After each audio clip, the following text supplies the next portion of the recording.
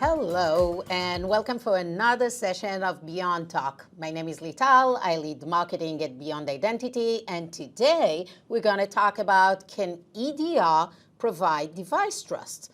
Here is why you still need access management to take care of it. So let's unpack it a little bit. We all love endpoint detection and response. I bet your security team invested a ton in buying a good EDR and rolling it out throughout your entire endpoint community inside your company, whether you're using CrowdStrike, you're using Microsoft Defender, you're using SentinelOne, or any of the great endpoint detection and response tool. We love them, we trust them, they're great. But the question is, can EDR alone give you device trust? And that's a good question to ask yourself and unpack. So my point today is that EDR does not equal device trust. And I will explain. EDRs are great in detecting and responding to threats after they already happened. So they're good in seeing something bad happening, alerting your SOC team, letting you investigate, later contain, clean up, and of course they have automation. But the reality is most of them are not shifted left to the point of authentication access. They don't stop compromised, non-compliant, non-secured, or unmanaged device from logging into your network.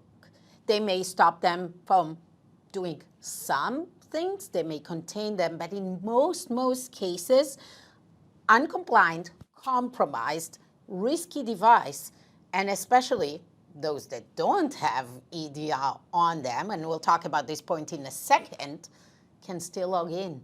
And this is a problem. And in many cases, it may be a problem with the regulatory framework that you think you're solving with your EDR. Does all your endpoint community managed?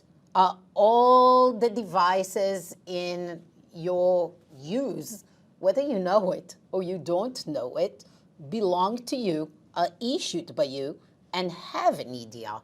So even if EDR is awesome in doing its job, and we love what it's doing, you still have contractors, right?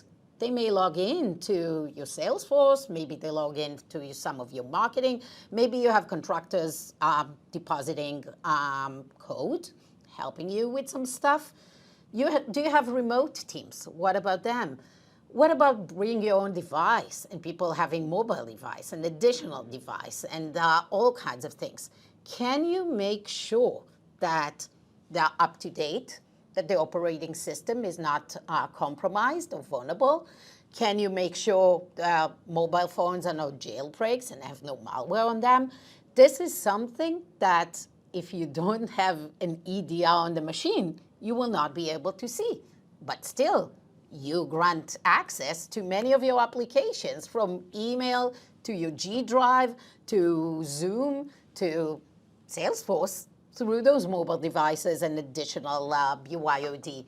So you need a solution that at least will check that the basic configuration of the device is not risky, that it's not jailbroken, that the OS is up to date.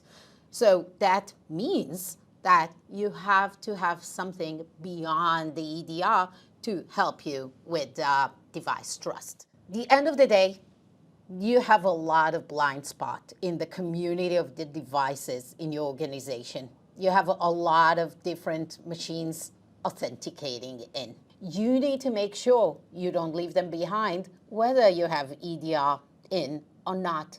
And last but not least, you want to think about those machines that do have the EDR on, being able to use the signals from EDR that monitors all the time the behavior of the machine and seeing that everything on the machine is legit.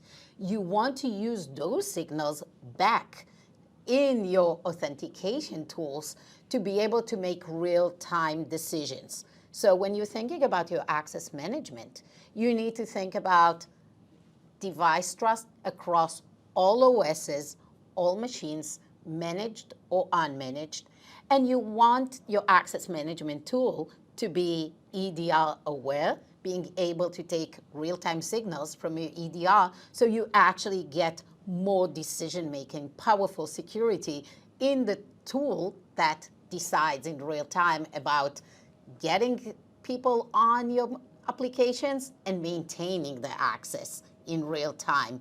That's the tools we're building here at Beyond Identity. We build access management platform that is well connected and uses your EDR, but at the same time also enable you to have full device trust across those machines that can never have an EDR on them, even those that you're never going to control because they belong to another company.